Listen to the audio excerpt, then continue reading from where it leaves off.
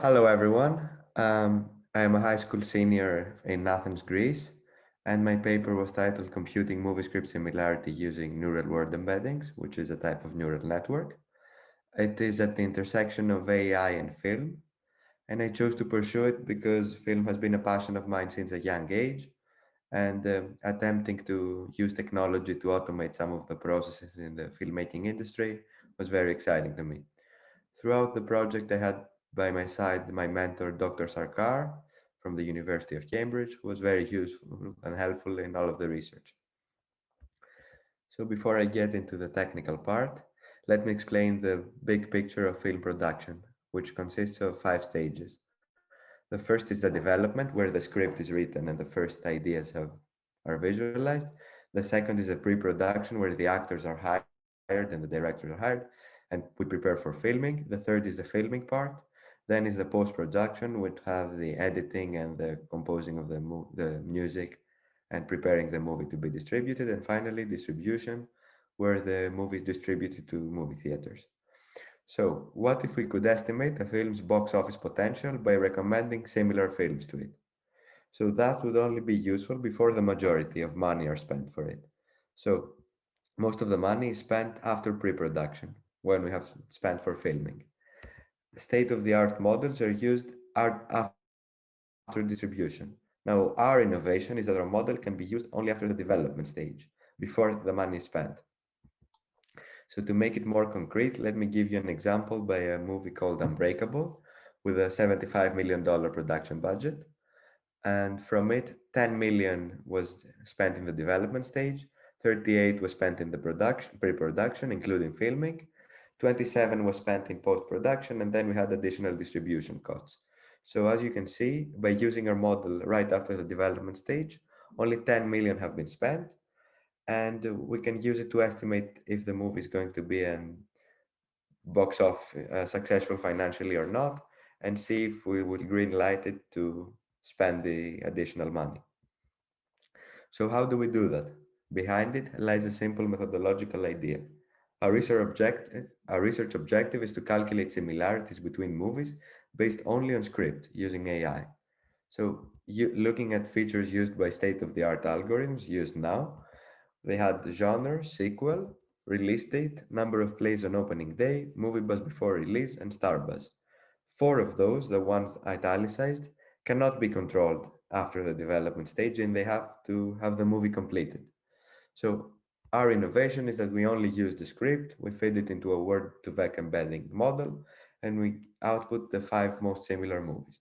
Using only the script, as I said earlier, we can use it early in the production process and it can be a useful indicator of the movie's financial success if it is released. However, computers are great at dealing with numbers, but not so great when dealing with words. So as you can understand, converting a movie script of 100 plus pages into a format that can be understood by an AI model can be extremely tricky. So we had to use every NLP tool at our disposal to help solve this problem. We used stop word removal, which removes common words from the script, such as for, an, as, in an attempt to only have words that are meaningful to the similarity of the scripts. And then we used word stemming, which is also called lemmatization, and removes prefixes and suffixes from words to make them more similar to each other and help the computer understand that two words are indeed from the same family. After that, we used two different algorithmic approaches to ensure that at least one will perform to our satisfaction. The first is the one-hot vector encoding model, which is very simple and carries no semantic content or any information about word relations and context. And as you can see, each vector element on the vector is each word represents a single element of the vector, and if the element is 1, the word appears in the script. If the element is 0, the word does not, and that's it. There's nothing more to it. Whereas word-to-vec is a technique for natural language processing that learns word associations from a large corpus of text. And such a model can detect synonymous words or suggest additional words for a sentence. This is way more sophisticated and it carries information about the context of the word and its nuances in the specific sentence it is used. An example using word-to-vec is that if you subtract the vector representation of the word man from the vector representation of the word king and you add the vector representation of the word woman, what you'll get is the vector representation of the word queen. And this is a very powerful connection because you can see that if we have plain words, there is no numerical relationship between them. But this algorithm can create numerical relationships and make complex calculations. So from our experimental result, you can see that our model clearly outperforms. So it word2vec ranked first 61% of the times, while one hot vector only 28%. And word2vec ranked second and third 24% and 16% of the times respectively. So it is a clear winner and it performs well and it can be used by filmmaking studios.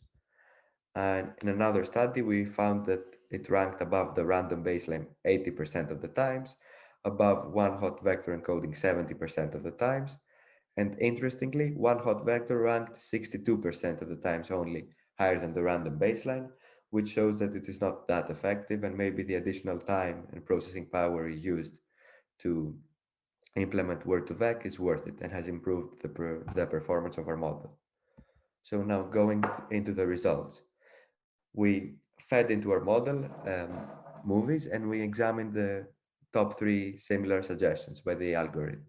So when we fed Interstellar, a space movie, what we got is Red Planet, The Abyss, and Mission to Mars, all of which deal with space exploration and the unknown, and thus we can conclude that our model is actually reliable when tested with real-world data.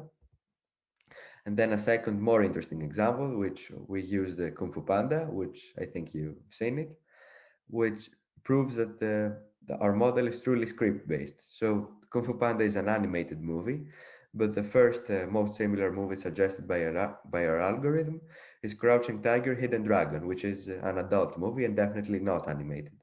And this shows that our model doesn't place too much importance on the script, but rather on the script and themes. And evidently, their connection is the Chinese culture and the practice of martial arts, and this is what drives the Crouching Tiger, Hidden Dragon to the top. Our contributions to the scientific and AI community is that we presented an approach for computing movie script similarity using neural word embeddings with word2vec and stop word removal and stemming. Secondly, we provide quantitative evidence from a human annotation study that our approach outperforms a simpler one-hot encoding and significantly outperforms a random baseline, as shown by the experimental results. And lastly, we take into account only the film script with a view to support decision making early in the production process. This is what I described in the beginning.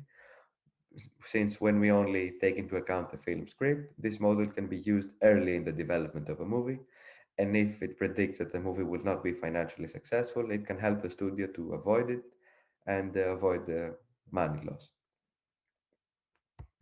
So lastly, why did we choose to apply AI in filmmaking and creative domains in the beginning with my mentor? And these are some reasons we stumbled upon during our research. Firstly, when AI is assigned part of the risk of a creative project, it allows producers to be at their most creative and less worried about the outcome. And thus we have the best result, the best possible result. Secondly, it allows a producer to look at the film with a more quantified eye and mitigates director-producer differences. This is because AI is objective and doesn't have biases or a narrow worldview, and it can settle these differences and allow the studio to have some creative control over the director and view everything more objectively. Thirdly, AI can be used as a map in the beginning of the production process to influence decision making in subsequent stages of production. This can give the costume designers, set designers inspiration for the look and tone of the film, as well as a composer inspiration for the soundtrack. So, for example, if Interstellar was a movie that was to be produced now, the producers could have checked Red Planet or The Abyss to see their creative choices in terms of casting and soundtrack and try to imitate them if they have been successful. And lastly, it helps a marketing team to strategize on promotion early on based on similar past films. So you can compare the new movie with with the promotion strategy of movies that have been successful and try again to imitate it or copy it in a way. So before I finish and open myself up to questions, I would like to again acknowledge CCIR for its wonderful coordination through the research and my mentor, Dr. Sarkar. I couldn't have done this without you, so thank you. And I'll answer any questions. Thank you. Thank you so much, Theodore. And now we'll simply open up the floor to questions. Feel free to simply raise your hand on using the Zoom function, and I will call on you for questions.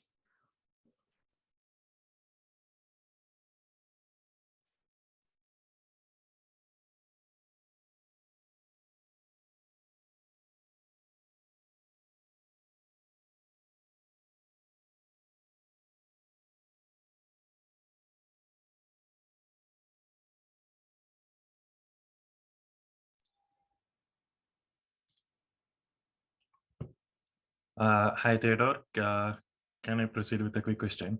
Yeah, of course. Go ahead. Yeah, that was a lovely presentation. Well done. So you definitely saw the potential there.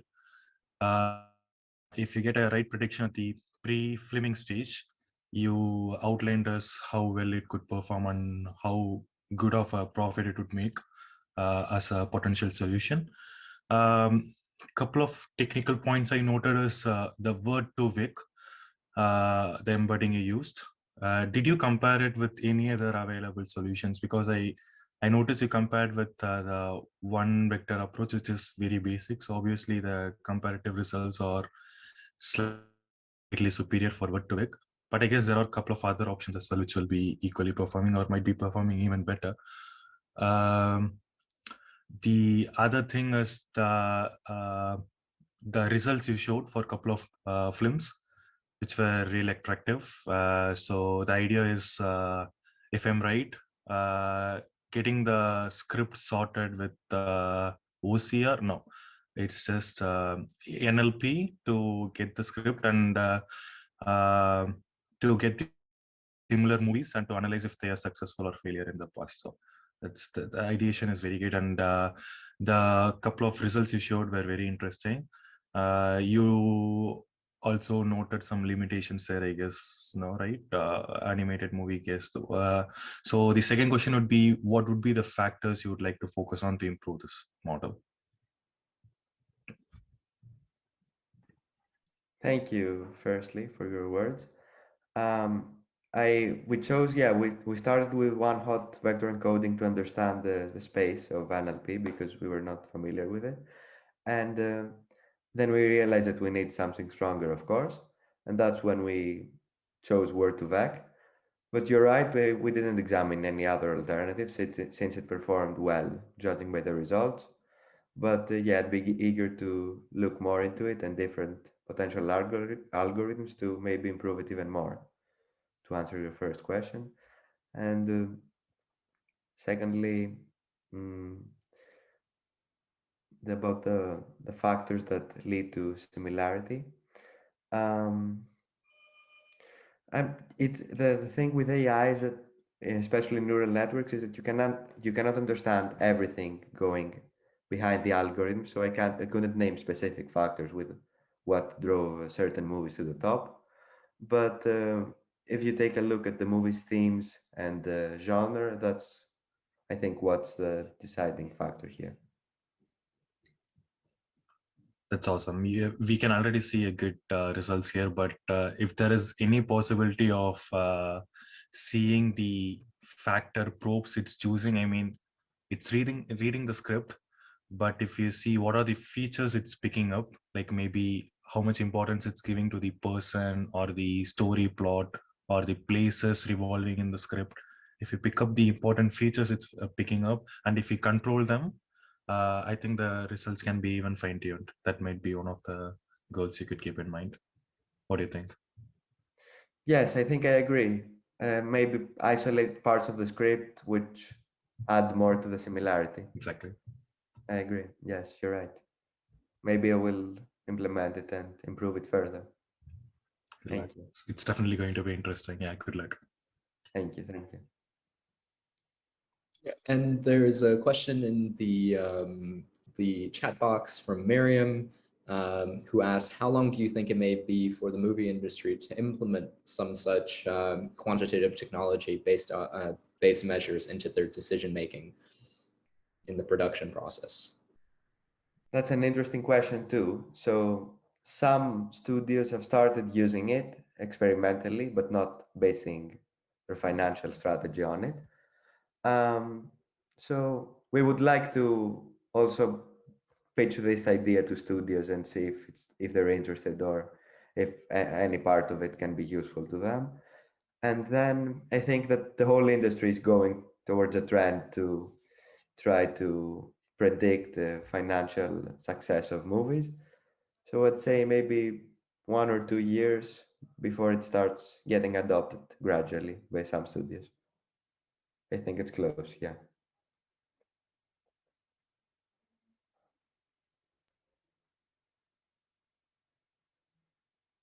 So I'll ask one follow-up question, just with respect to Miriam's question, which is, do you think there might be certain sort of, as you've created this, certain limitations with this more sort of quantitative approach, given sort of the unpredictability of people's preferences for films and what ends up being successful? Of course, I mean, there are many cases of movies where even a human would expect them to do very well with the good critic reviews, good directors, good actors, the hype behind it. But for unexplained reasons, they eventually don't make so much money. So even a human with an experience in the field cannot obviously predict, and there are cases where he can make a mistake. But I think given the alternatives we have, it is a useful way of predicting box office potential. And yes, in some cases it's correct, but obviously, as you said, there are limitations to it.